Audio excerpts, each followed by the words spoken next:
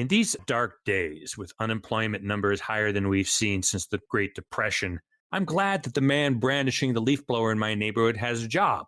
But I'm also a little miffed that apparently his job is to blow a single leaf 5 feet away from where nature dropped it, pursuing it with the relentless intensity of Liam Neeson cornering a Russian mobster who has, once again, against all odds, kidnapped his daughter. Am I the only person with strong feelings on this topic? David? This is what our next guest recently wrote in the Dallas Morning News. Operating a gas-powered leaf blower for 1 hour emits smog-forming pollution comparable to driving a 2017 Toyota Camry about 1,100 miles, or approximately the distance from Chicago to Houston.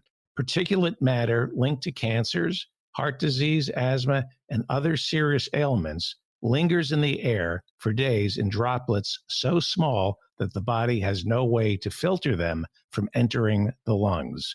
Most affected are children, the elderly, and of course the operators of these machines. That was written by Peter Behuth. He is a former executive director of Greenpeace USA and the U.S. Climate Action Network. Welcome to the Ralph Nader Radio Hour, Peter Behuth. Thank you. Good to be here. Welcome, Peter. Well, listeners should know that Peter was one of the great environmental leaders in the world. Let me ask you this question. Is there such a thing as a battery-operated leaf blower to avoid the air pollution problems in the immediate vicinity? There is, Ralph, but they have their own problems. Okay, they don't emit the particulate matter and the unburned gas and oil from the gas-powered, but they do have other problems. But my first job as a kid was raking leaves. It was a good way to raise a little money, stay in the neighborhood. The temperature was good. The leaves were, pretty colors. You got to talk to your neighbors. It was my first job. And, there still are rakers out there. And because people think that I'm kind of like the neighborhood crank complaining about the leaf blowers, I started giving away what I call the Golden Rake Award. I made a little miniature golden rake, and whenever I see somebody raking, I pull over, I give them a little golden rake, and I give them like a box of cookies or some other kind of thing, a gift card to a coffee shop or something, just to reward them for raking.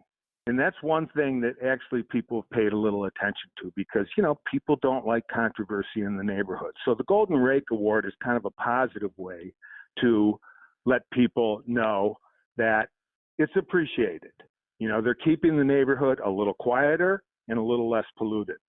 The people that are operating them, they're going to be losing their hearing and they're going to have respiratory problems. But it takes some time.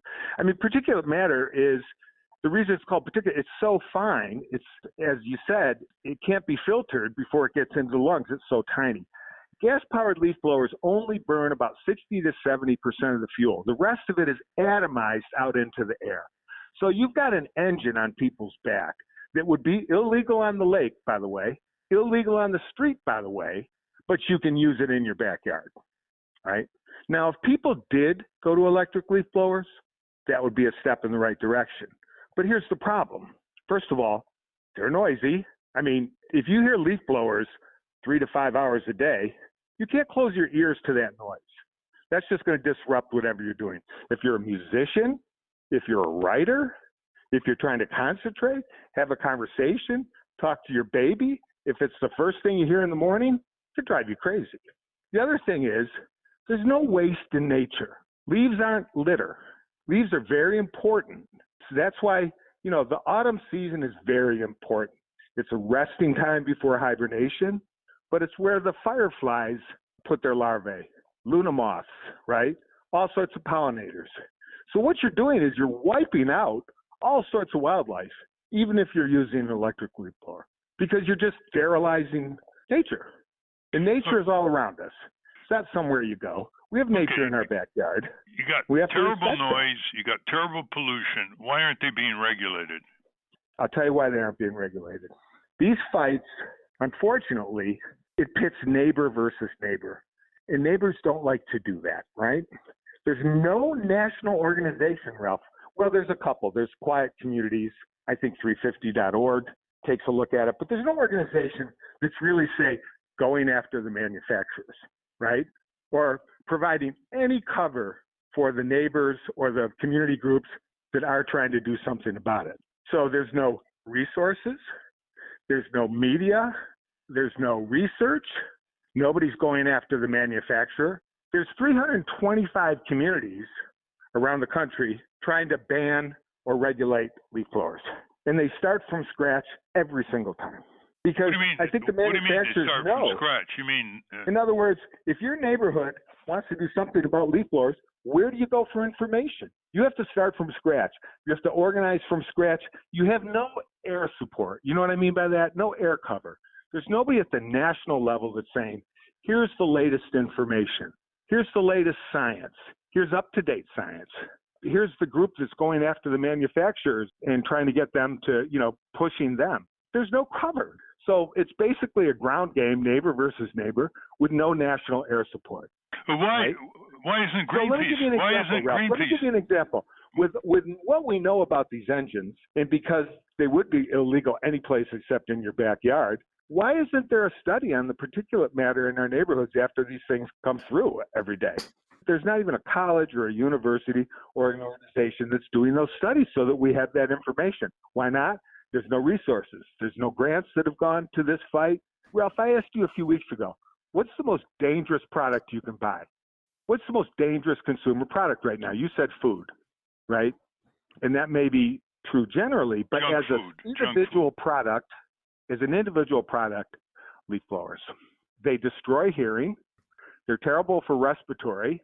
They're not regulated in any way. The air that comes out of the end of these leaf blowers, Ralph, 200 miles an hour. It's like a hurricane in your backyard, spewing gas, and making noise.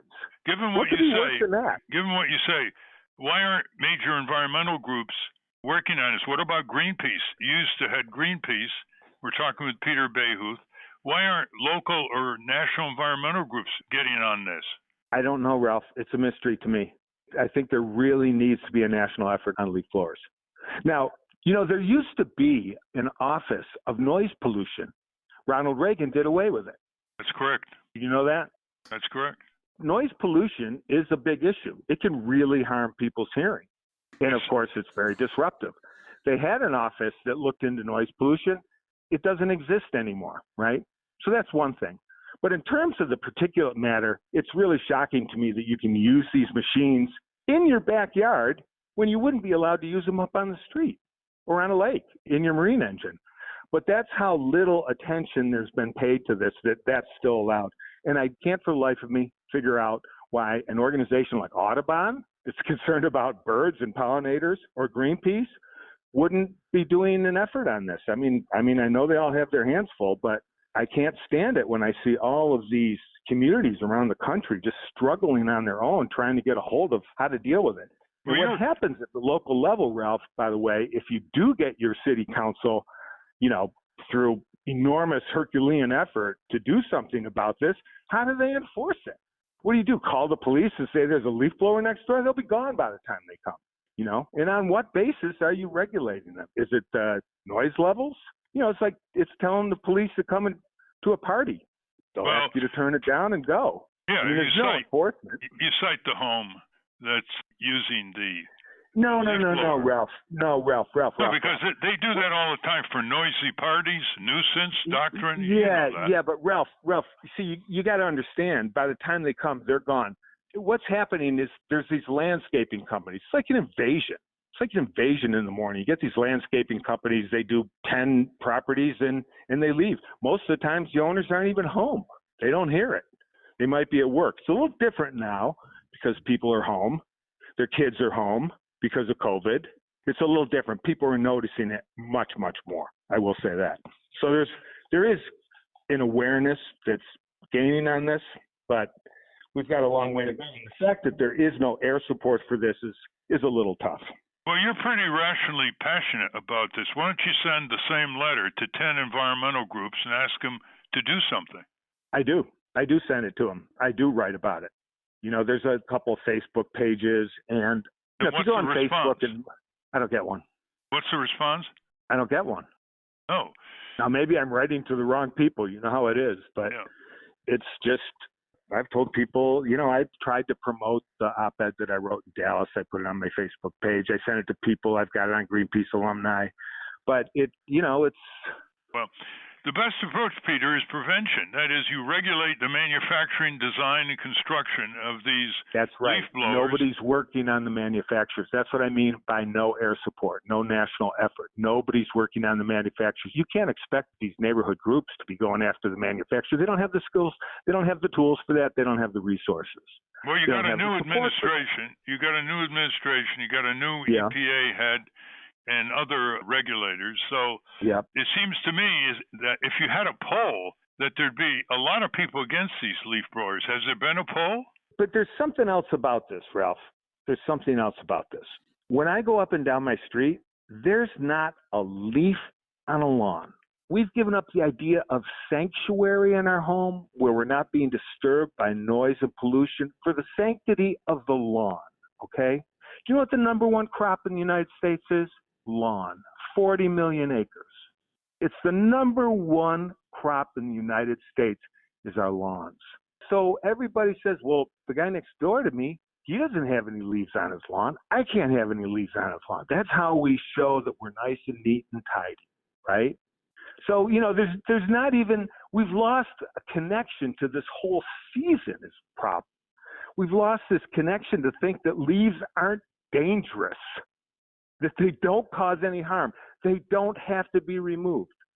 I'm telling you, I can hear an hour of these leaf blowers, Ralph, simply because the owner next door doesn't want to see a leaf when he goes from his car to his door at night. That's how bad it's gotten. And, it's gone way beyond aren't these things an annoyance. It's like, when are we going to stop being so rude? When are we going to start understanding that nature has cycles? That there's no waste in nature, that leaves aren't litter.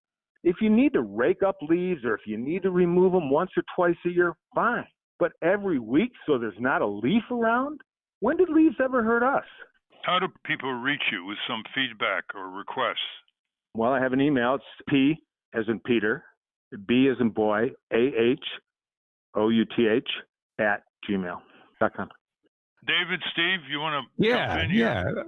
There's some Facebook pages too, Ralph. Tell people that there are Facebook pages banned leaf blowers. If they just look up leaf blowers, you'll see some Facebook pages, and that's kind of helpful. They can't even get snowmobiles banned from places like Yosemite and jet skis on lakes. What about getting an army of activists? You rent 50 leaf blowers and stand outside Black & Decker headquarters and just keep the leaf blowers going for all day. I don't want to. I would join you if you did that. There have been times where I'm just pulling out my hair during the day listening to things.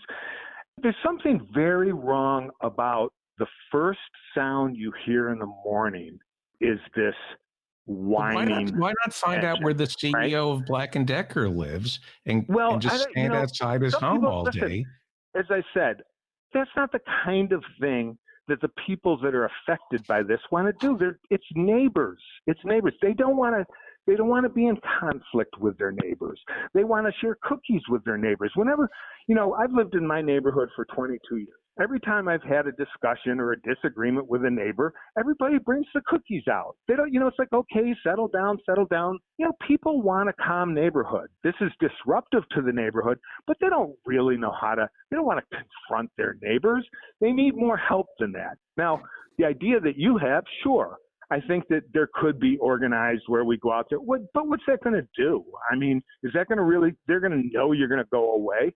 We need consistent national attention on this with some national resources. There's not even a grant to any organization on this issue. There's not one single grant to do anything, put out good material, to get some good studies done, to do some scientific surveys, to do some media about it. There's not one foundation that supports action on this.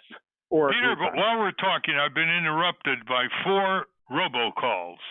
So you get the robocalls inundating people inside their homes and these leaf blowers and other similar equipment outside their homes.